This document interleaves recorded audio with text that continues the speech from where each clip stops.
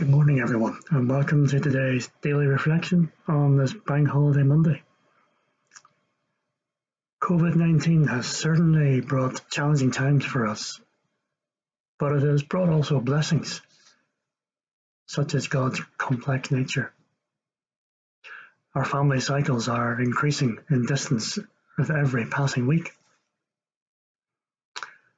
One personal blessing to me has been morning quiet times. Not an easy thing to find in the Boyd household. During these times, recently the focus has been on God and money, which has got me thinking about the word rich in the context of God's relationship with us. I wonder what comes to your mind when you hear the word rich. Money, possessions, cake.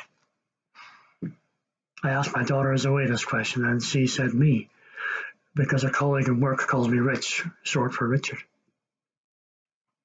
Anyway, in the context of God's relationship with us, we are very rich.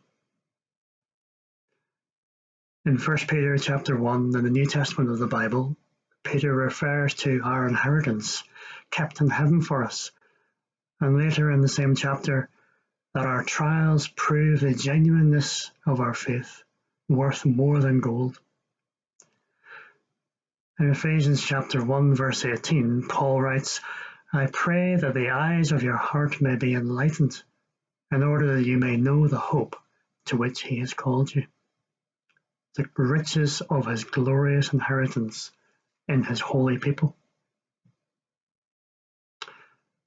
There are parallels with those who are rich in this world. The journey to becoming rich requires sacrifice. Most self-made millionaires, if you ask them how did they become rich, will tell you that they worked blood, sweat and tears at the start.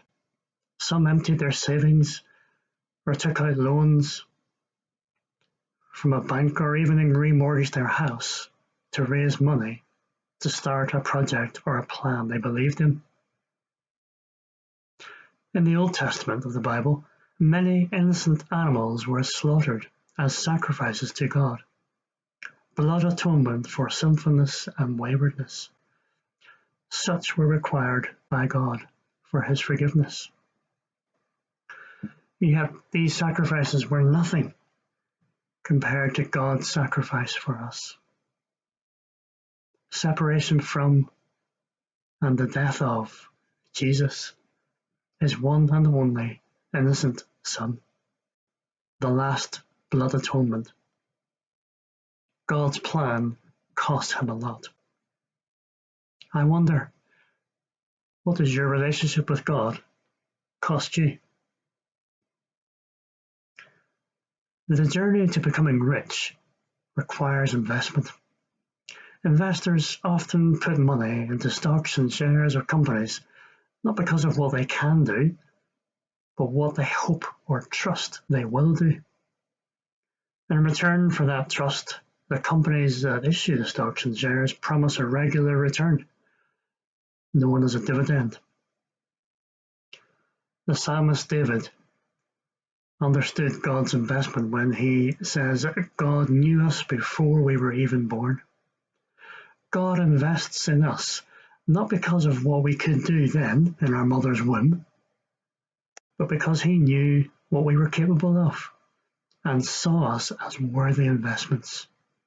You are a worthy investment. Any relationship will be enriched through investment. Investing in God's relationship with you will deliver dividends. The Bible calls them blessings beyond measure.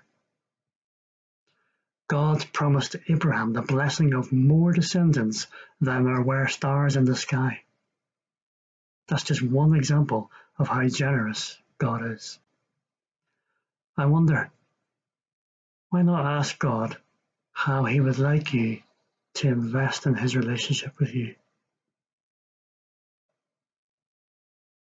Staying rich requires growth. The stock market is a vast wealth of resources. You can invest in almost anything. Investors seek out deliberate opportunities for growth. The weakness of the stock market is that those investments go down as well as up. And that's because at its very foundation, the success of the stock market largely depends on trust between people, which can be fickle at the best of times. Well, with God's relationship stock market, investments only go up. And it is managed by God who is completely trustworthy. A solid foundation. God loves growth. Why else create life which reproduces in abundance? God loves to bless people and loves to see his investments growing. I wonder, how could you help God to grow his relationship with you? So let me encourage you today. Think of yourself as rich in God's relationship with you. Look on that relationship with God as an investment and seek opportunities to grow that investment. You will see dividends, returns, blessings that will surprise you, enrich you in ways that you were not expecting. All part of God's glorious inheritance in his holy people. Have a great day. Amen.